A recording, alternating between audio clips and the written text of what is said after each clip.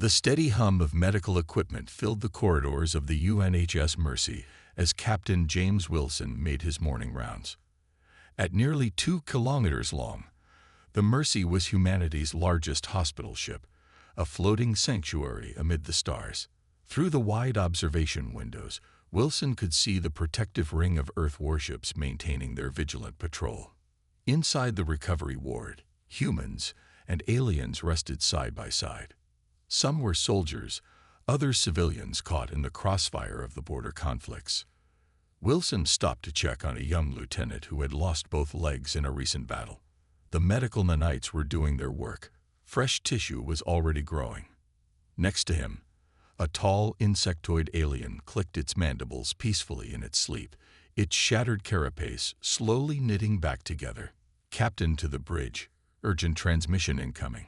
The ship's communication system broke through Wilson's thoughts. He gave the patients one last look before heading to the command center. The bridge of the Mercy was unlike traditional warships.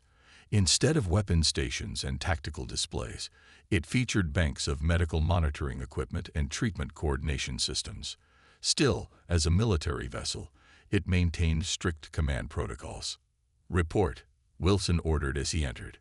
His first officer, Thomas Reed, stood by the main display screen with a worried expression. "Sir, we're receiving an emergency broadcast from Fleet Command.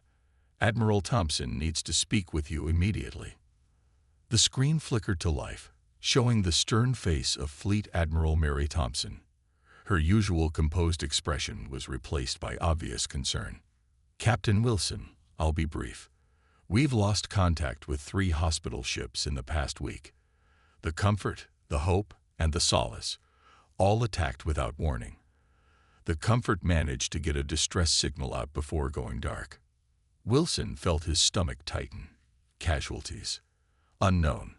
Search and rescue teams found debris fields, but no survivors yet. "James, this wasn't a random pirate attack.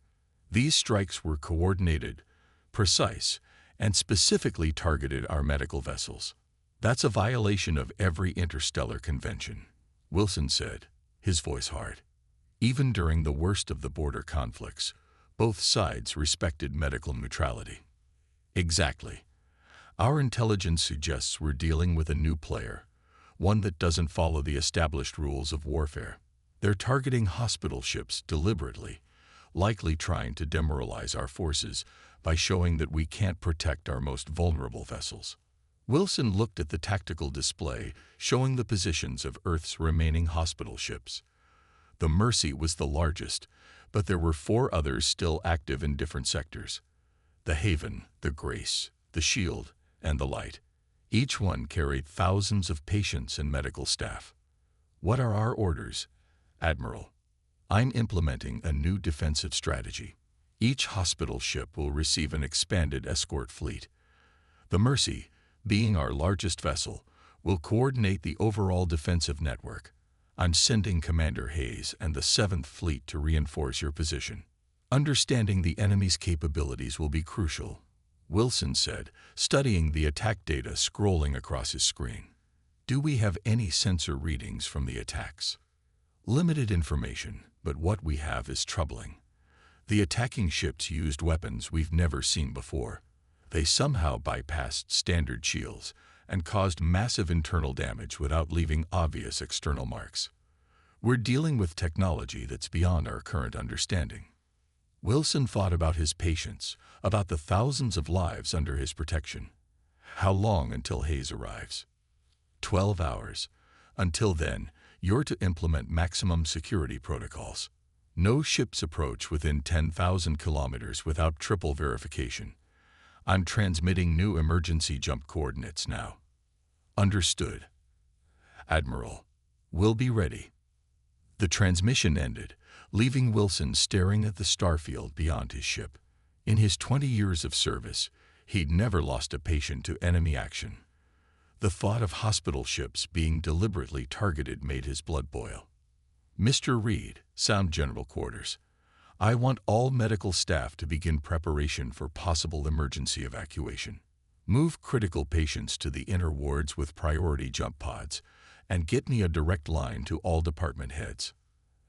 As the alert klaxons began to sound, Wilson watched his crew spring into action with practiced efficiency. They were medical professionals first, but they were also military personnel. They would protect their patients with everything they had. Beyond the viewing windows, the escort ships tightened their defensive formation. Somewhere out there, an unknown enemy was hunting hospital ships. Wilson silently promised that the Mercy wouldn't be next. Commander Robert Hayes stood on the bridge of his flagship, the Thunder, watching the tactical display with growing concern. The UNHS Hope had detected unusual energy readings at the edge of their sensor range. His fleet of 20 warships maintained a protective circle around the hospital ship, weapons charged and ready. "Signal from the Hope, sir," his communications officer reported. They'd got multiple contacts dropping out of FTL. Count is 7 vessels, unknown configuration. Hayes studied the readings as they appeared on his screen. The unknown ships were massive, each one nearly as large as his flagship. Their hulls seemed to pulse with an inner light, more like living creatures than machines. They moved with unsettling grace, spreading out in an attack formation. "All ships, battle stations," Hayes ordered. "Maintain defensive sphere around the Hope. No gaps in the screen." He watched as his vessels tightened formation, overlapping their shield coverage to protect the vulnerable hospital ship at their center. The alien vessels drew closer, their organic-looking hulls now visible through the bridge windows. They resembled deep-sea creatures more than spaceships, with flowing lines and surfaces that rippled as if alive. "Sir, they're broadcasting," the comm officer said. "Audio only." "Let's hear it." A strange, multilayered voice filled the bridge. "Earth vessels, surrender your medical ship. You prolong the suffering of the weak. This is not mercy, it is cruelty. Stand down or be destroyed." Hayes felt a chill at the cold logic in that alien voice. This is Commander Hayes of the Earth Fleet. The Hope is a clearly marked hospital ship protected under interstellar law. Stand down your weapons and withdraw. Laws are meaningless. Nature demands the strong survive and the weak perish. You will comply or face consequences. "Like hell we will," Hayes muttered, then raised his voice. "All ships prepare to engage. Priority 1 is protecting the Hope. Don't let anything through our screen." The alien ships struck without warning. Beams of sickly green energy lanced out from their hulls, not from any visible weapon mounts. The Earth ship shields flared brilliant blue as they absorbed the attacks. Shields holding at 60%. The tactical officer shouted. "But sir, these readings don't make sense. The enemy weapons aren't just hitting our shields. They're eating through them somehow." Hayes watched as his ships returned fire, rail guns launching salvos of tungsten rounds, while energy weapons painted lines of destruction across space. The alien vessels seemed to flex and bend, allowing some shots to pass harmlessly through the gaps in their fluid-like hulls. "They're trying to open a gap in our formation," Hayes realized. "Delta Squadron, tighten up that port sector. Charlie Squadron, give them supporting fire." His ships responded instantly, years of drilling evident in their precise movements. The aliens might have better technology, but their tactics were straightforward and predictable. They kept trying to punch through the defensive screen using brute force rather than adapting their strategy. Inside the Hope, medical teams worked frantically to prepare their most critical patients for emergency evacuation. Through the command channel, Hayes could hear Captain Wilson coordinating with the other hospital ships, sharing tactical data about the alien weapons. "Sir," his sensor officer called out, "3 more enemy ships just dropped out of FTL behind us." Hayes gritted his teeth. "Bravo Squadron, swing around to cover our rear. Alpha Squadron, concentrate fire on their lead ship. Let's show them humans don't abandon their wounded." The battle intensified. 2 Earth destroyers took heavy damage, their shields failing under the bizarre alien weapons, but they stayed in formation, using their armored hulls to absorb hits meant for the Hope. The space around them, filled with fire and debris as rail gun rounds shattered against alien hulls and energy beams, carved paths through the void. Hold the line, Hayes ordered as another alien blast rocked his ship. We just need to last until reinforcements arrive. No one gets through to that hospital ship. No one. His crew responded with determined efficiency, and Hayes allowed himself a grim smile. The aliens might have better ships, but they were about to learn that humanity's greatest strength wasn't in its technology. It was in its unwavering determination to protect those who needed help. Admiral Mary Thompson stood before the giant holographic display in Fleet Command's Strategic Center, studying the recorded battle footage from the UNHS Hope's encounter.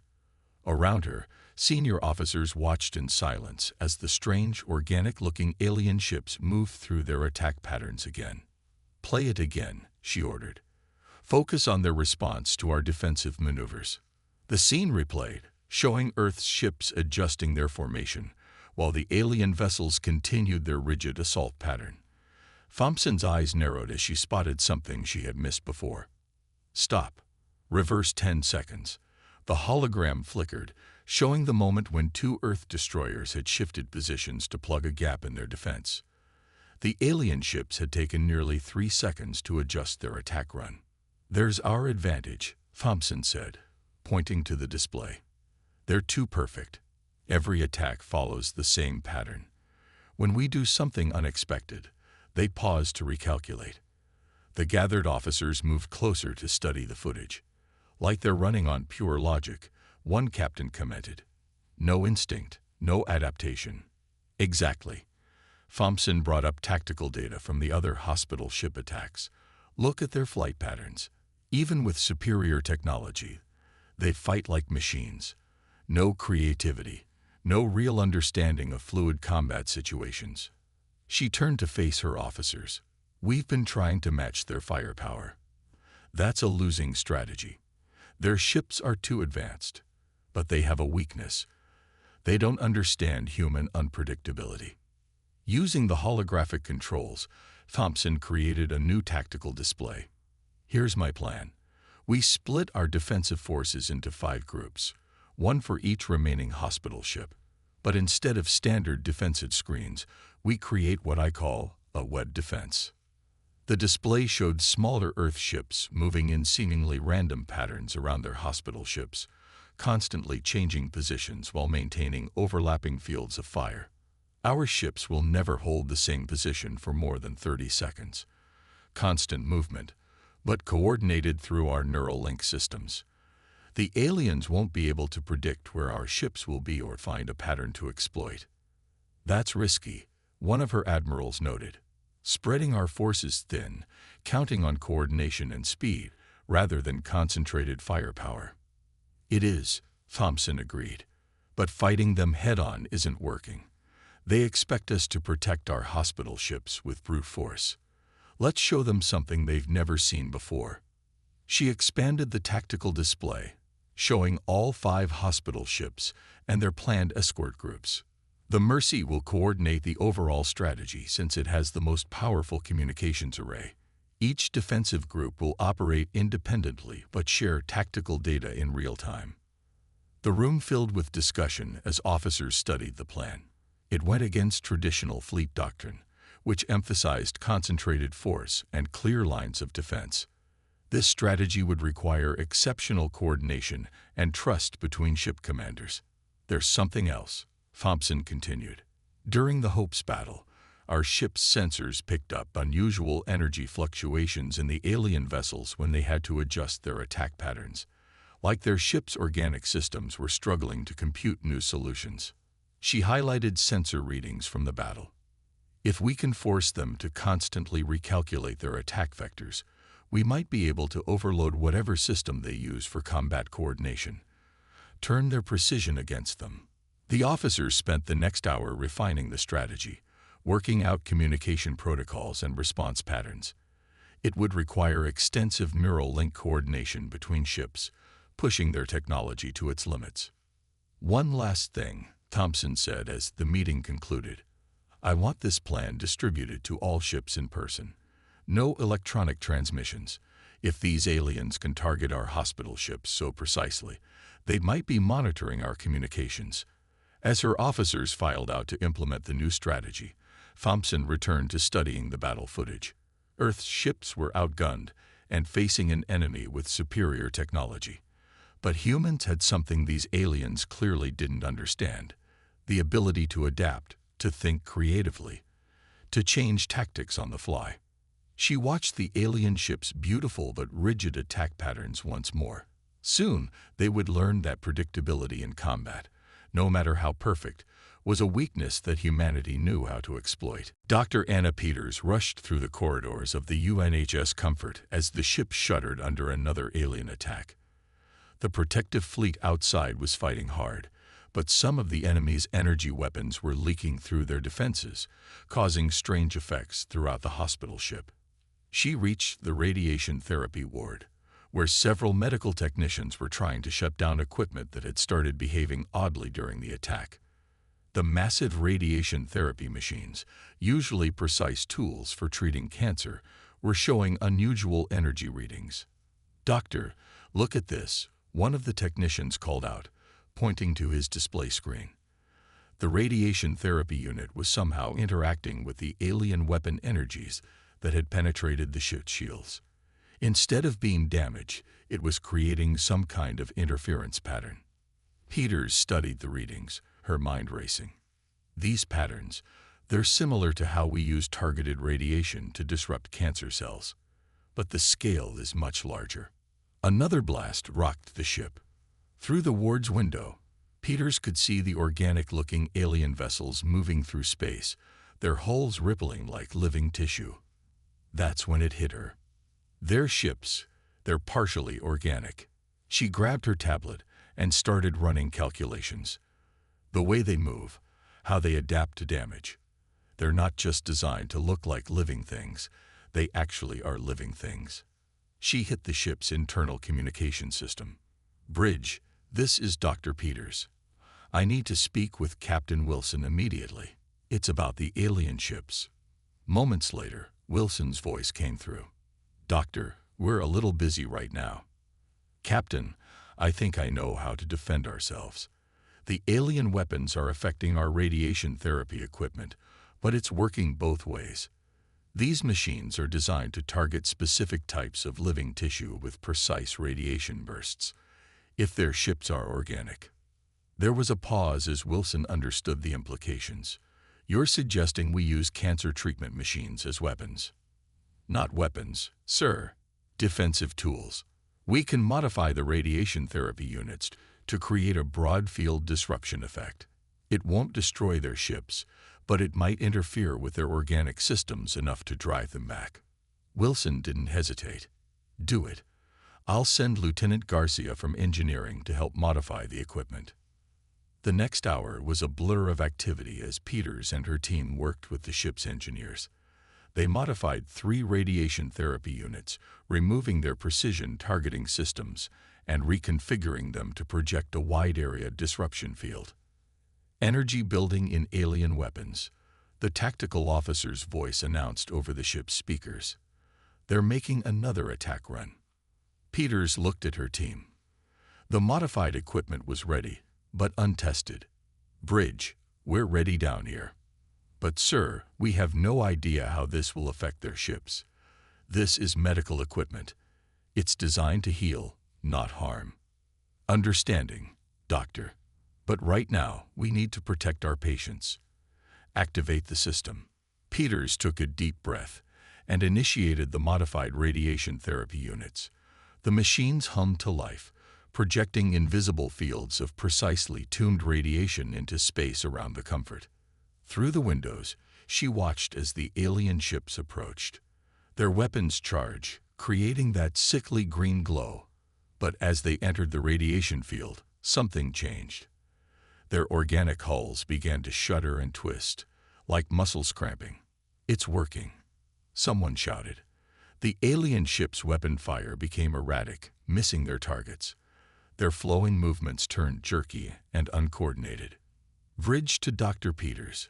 Wilson's voice was excited. "Whatever you're doing, keep it up. Their attacks are getting sloppy. Our defensive screen is holding." Peters watched as the alien ships tried to press their attack, but struggled against the effects of the radiation field. The same technology they used to save lives was now protecting them, not by destroying the enemy, but by simply making it difficult for them to fight effectively. "Send this data to the other hospital ships," she told her team. "Every radiation therapy unit we have can be modified like this. We can create safe zones around our vessels without compromising our medical mission." As the alien ships finally retreated from the radiation field's effects, Peters felt a deep sense of satisfaction. They had found a way to defend themselves while staying true to their principles as healers. Sometimes the best defense wasn't a weapon at all, but simply a clever use of tools meant to preserve life. The bridge crew of the UNHS Haven fell silent as 15 alien ships emerged from faster-than-light travel. Almost immediately, similar reports came in from the Grace and the Shield. The aliens had finally launched their coordinated attack. Admiral Thompson's voice came through clear on the command channel. "All ships, execute Web Defense Pattern Delta. Remember your training. Keep moving. Stay unpredictable." Space came alive with movement as Earth's defenders implemented Thompson's strategy. Smaller warships darted between positions around each hospital ship, never staying still, creating an ever-changing protective web. The modified radiation therapy equipment on all 3 hospital ships powered up, creating overlapping defensive fields. The alien ships split into 3 attack groups, their organic hulls gleaming as they charged weapons. But this time, Earth's forces were ready for them. Group 2, Shift Pattern. Commander Hayes ordered from his flagship. He watched as his ships flowed through their practiced maneuvers, looking chaotic, but actually following carefully planned paths. The aliens' first volley of green energy weapons missed entirely, their targeting systems confused by the constant movement. Inside the Haven, Dr. Peters monitored the radiation field's effects. "The disruption is working," she reported. "Their organic systems are struggling to compensate. Look at their flight patterns. They're getting sluggish." The aliens try to adjust, but every time they developed a solution to attack one group of Earth ships, the defenders had already moved to new positions. Their perfect, predictable attack patterns became their weakness as Earth's forces refused to behave as expected. SHIELD reports enemy ships attempting to breach their defensive screen. A communications officer announced. "Redirect Group 4 to support them," Thompson commanded. She watched as 4 Earth destroyers broke from their pattern to reinforce the SHIELD's defenses, their rail guns firing precise bursts that forced the aliens to dodge instead of attack. The battle spread across a huge section of space, 3 separate engagements happening simultaneously. But instead of being overwhelmed, Earth's forces were holding their ground. The combination of unpredictable movement patterns and the medical ship's radiation fields kept the technologically superior aliens off balance.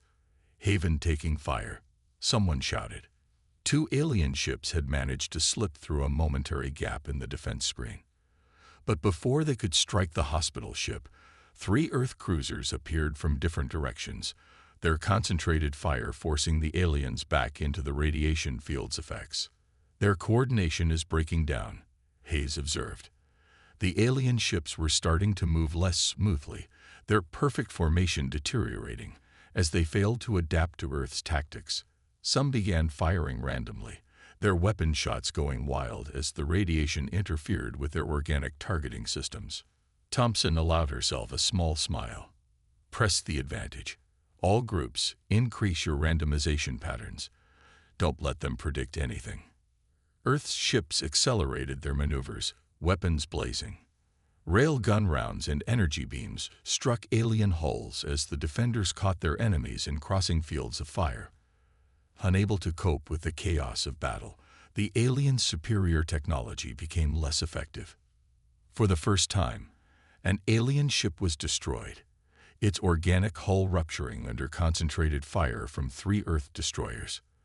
The remaining alien vessels reacted with visible confusion, their movements becoming even more uncoordinated.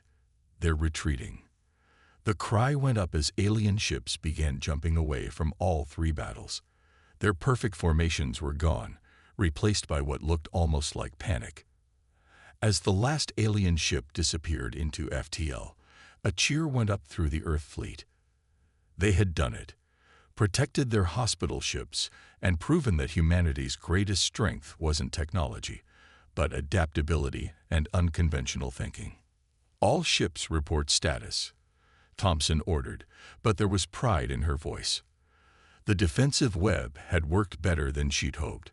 Earth's hospital ships were safe, their patients protected not by overwhelming force, but by human ingenuity and determination. A message came through from Fleet Command. More alien ships had been detected moving toward Earth space, but now they had a strategy that worked, combining the defensive web tactics with the hospital ships' modified medical equipment. They had found a way to protect their most vulnerable vessels without compromising their principles. The captured alien data core sat on the laboratory table aboard the UNHS Mercy, its organic surface pulsing with a faint blue light. During the last battle, a damaged alien ship had ejected several storage devices before retreating. Earth's ships had managed to recover one intact. Dr. Peters worked with the computer science team to decode its contents. The organic technology was strange, storing information in patterns similar to DNA rather than conventional digital systems. But after 3 days of work, they finally began to understand. "This can't be right," Peters said, staring at the translated text on her screen. "According to these records, their entire society is built around elimination of the weak." Captain Wilson looked over her shoulder at the alien text. "What do you mean?" "They don't have doctors or hospitals at all. Any member of their species who becomes sick or injured is immediately euthanized. They believe that medical care is against natural law." She scrolled through more data. "They see it as pollution of their genetic purity." Wilson's face darkened as he understood. "That's why they've been attacking our hospital ships. They're not just targeting us tactically. They're offended by our very existence." More translations appeared on the screen, revealing the aliens' history. They called themselves the Purifiers, and for 10,000 years, they had followed a strict doctrine of genetic perfection. Any sign of weakness, any need for medical help, meant immediate death. "Look at this," Peters pointed to a new section. "Their ships aren't just organic. They're grown from the DNA of their perfect citizens. That's why our radiation therapy affected them so strongly. The ships are literally extensions of their crew." The laboratory's communication screen lit up as Admiral Thompson joined the discussion from her command ship. "This explains their rigid tactics, too. They've eliminated anyone who shows flexibility or unpredictability from their gene pool. They see those traits as flaws." Wilson shook his head. "How do they handle combat injuries?" "They don't," Peters replied, reading further.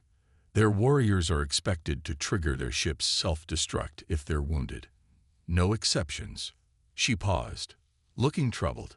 "They're not evil." "Exactly. They genuinely believe they're doing the right thing. In their minds, they're trying to save us from weakening our species." Thompson was quiet for a moment, thinking. This is why they announced themselves before attacking. They weren't just being arrogant. They were giving us a chance to accept their philosophy, to give up our weak members voluntarily. More data filled the screens as the translation program continued its work. The aliens' language was full of references to purity, strength, and the elimination of weakness. Their entire culture was built around these ideas. "There's something else," Peters said, studying a new section. "They're terrified of us. Not of our weapons or technology, but of our ideas. They think that if their people learn about medical care, about helping the sick and injured, it will destroy their society. That's why they attack now," Wilson realized. "Our hospital ships have been treating alien patients from the border conflicts. Word about us is spreading." Thompson's image leaned forward on the screen. "Can we use this information? Find a way to communicate with them that doesn't end in more fighting?" Peters nodded slowly. "Maybe. Their rigid thinking is a weakness, but it also means they follow their own rules absolutely. If we could prove that medical care makes a species stronger, not weaker, they'd have to accept it, Wilson finished. Their whole system is based on promoting strength. If helping the injured leads to better survival rates, better recovery, better overall performance, then refusing medical care would be against their own principles of promoting strength, Thompson concluded. Doctor, I want you to compile all our medical data, recovery rates, survival statistics, everything that shows how treating our injured improves our species' overall chances. Peters began gathering the data, but paused. Admiral, there's one more thing. According to these records, their next attack will be their largest yet. They're bringing their entire fleet. Then we better work fast, Thompson said. We need to show them the true strength of human compassion before they force us to prove our strength in battle again. 30 purifier ships dropped out of faster-than-light travel around the UNHS Mercy, their organic hulls glowing with built-up energy. It was the largest alien fleet anyone had ever seen. Earth's defenders moved into their web defense pattern, but everyone knew this would be their toughest fight yet. All ships, maintain formation, Admiral Thompson ordered from her flagship. Hospital ships, activate your radiation fields. Remember your training. Stay unpredictable. The massive alien fleet split into attack groups, but something was different about their movement. They had learned from their previous defeats, adapting their tactics while staying true to their rigid philosophy.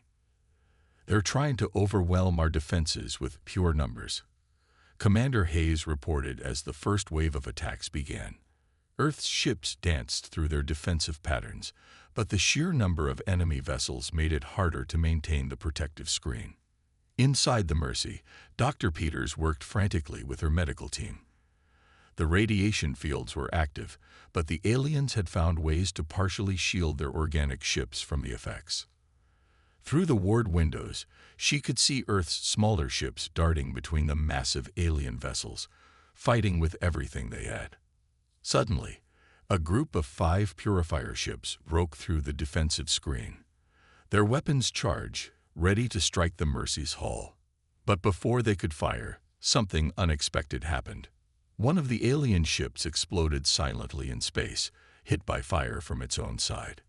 The organic hull torn apart, leaving the crew exposed to vacuum. Earth's sensors picked up a transmission from the alien flagship. The weak must be eliminated, the cold voice declared. These ships failed to breach the defense. They are unworthy. The remaining alien ships turned their weapons on their own damaged companions, destroying them without hesitation. The Earth crews watched in horror as the purifiers eliminated their own forces for showing what they saw as weakness. But in their moment of distraction, something even more unexpected happened. A badly damaged purifier ship, trying to escape its companion's attack, crashed into the Mercy's outer medical bay. Hull breach in Section 7, Wilson shouted. Medical team to emergency stations. Peters and her team rushed to the crash site. Through the twisted metal, they could see into the alien ship's broken hull. The organic walls were dying, but more importantly, they could see injured alien crew members. Without hesitation, Peters made a decision that would change everything. Get them to the trauma center. Move. Earth's medical teams, trained to help any patient regardless of origin, pulled the injured aliens from their dying ship. The purifier crew, raised to choose death over treatment, were too badly hurt to resist. The battle outside continued, but now Peters sent continuous updates to the bridge. Wilson transmitted everything to the alien fleet, videos of their injured crew receiving treatment, medical readings showing their recovery, proof that they were growing stronger, not weaker, through medical care. Your own principles demand that you seek strength, Thompson broadcast to the alien flagship. Look at your crew members. Watch them heal, become stronger than before. How is this weakness? The alien fleet's attack faltered as the evidence mounted. Their rigid philosophy collided with undeniable proof that medical care could enhance, not diminish, their species' strength. This is impossible. The alien commander's voice showed emotion for the first time.